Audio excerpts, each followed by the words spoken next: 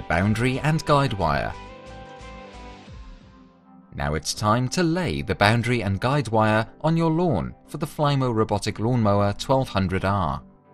The boundary wire defines the mowing area for the robotic lawnmower.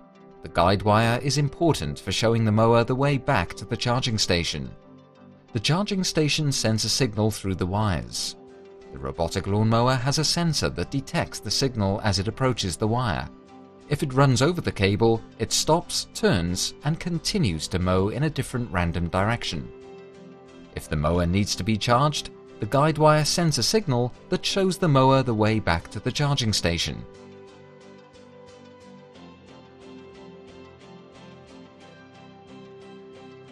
Laying the boundary wire. Start laying the boundary wire and begin at the charging station. Do not connect it yet, but take an additional approximately 50 cm of wire and secure it like this.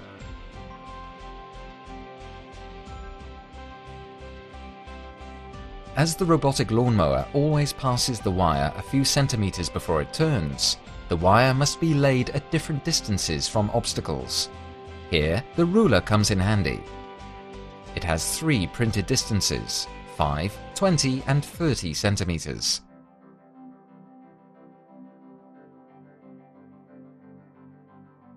In front of hard walls, you should use 30 centimeters distance, otherwise the mower will collide with the wall at every turn.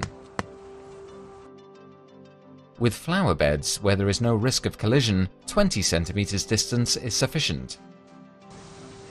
If the distance is smaller, the mower may drive over the edge and get stuck.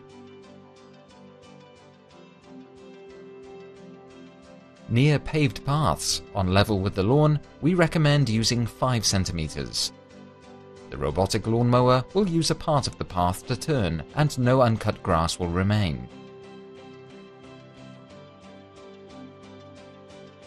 On gravel paths like this, there is a risk that the mower will get stuck. Therefore, use the 20 centimeter distance. If you have hard surface paths like this, you can just let the mower pass over. Around ponds, you need to use 30 centimeters distance to ensure that the mower stays on the lawn. For greater security, there should be a barrier with approximately 15 centimeter height. These are guide distances. To optimize mowing results, you can adjust the wire once you've learned how the robotic lawnmower works in your garden. Place the pegs on level lawn areas at a distance of about 70 centimeters.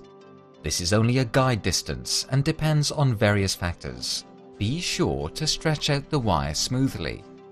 If an uneven lawn makes it rise in the air, you will need to use extra pegs.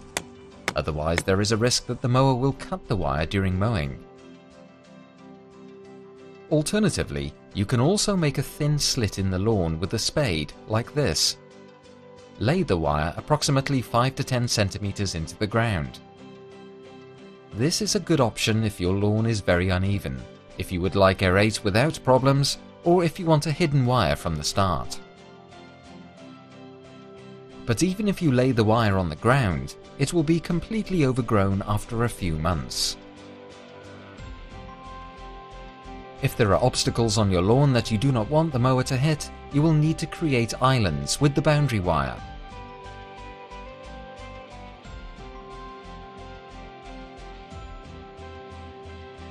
When you lay the wire to the obstacle, do not hammer the peg in immediately, as the wire will need to be laid in the same peg on the way back.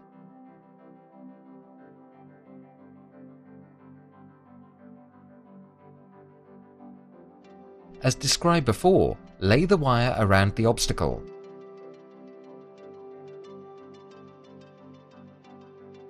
The direction is important. Do not cross the wire. You should view this as an extension of your boundary wire. If you're coming from left, start on the left side of the obstacle. If you don't do this, the mower will not recognize this as an island and cannot pass. It stops, and you will receive an error message on the robotic lawnmower display.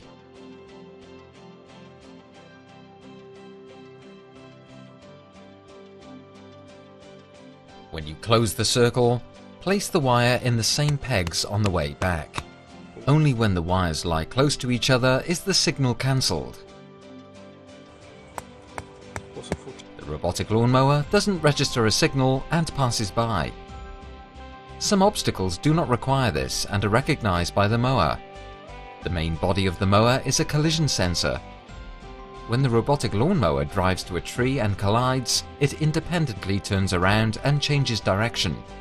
It is, however, important that the tree does not have visible roots, as the mower will cut them or get stuck.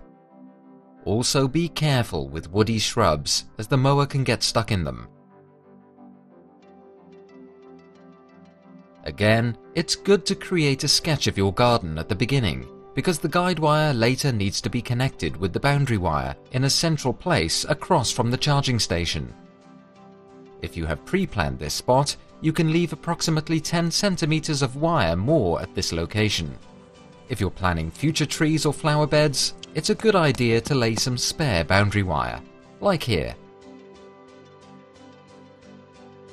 When you return to the charging station, leave 50 centimeters of wire for the connection and cut the wire.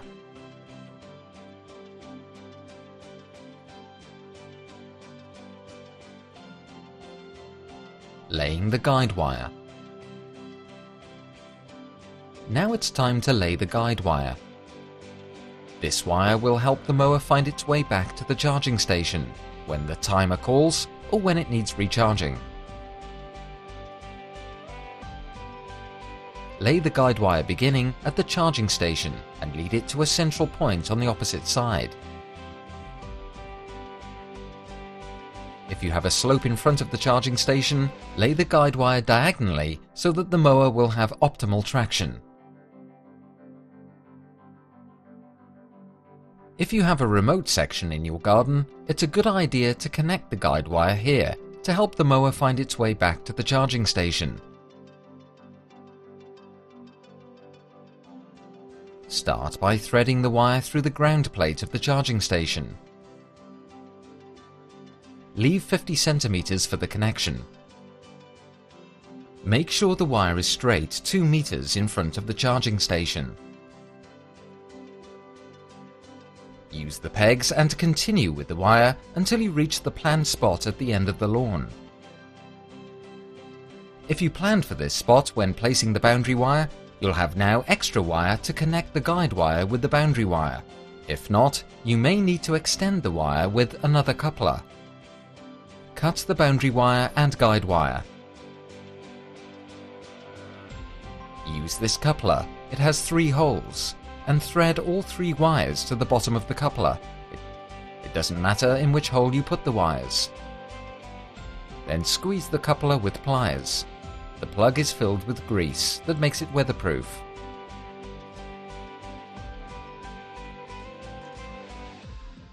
Use the pegs to secure everything in the lawn. In this video, we have handled a few garden layouts. In the manual, you will find more examples that might be helpful for your individual installation.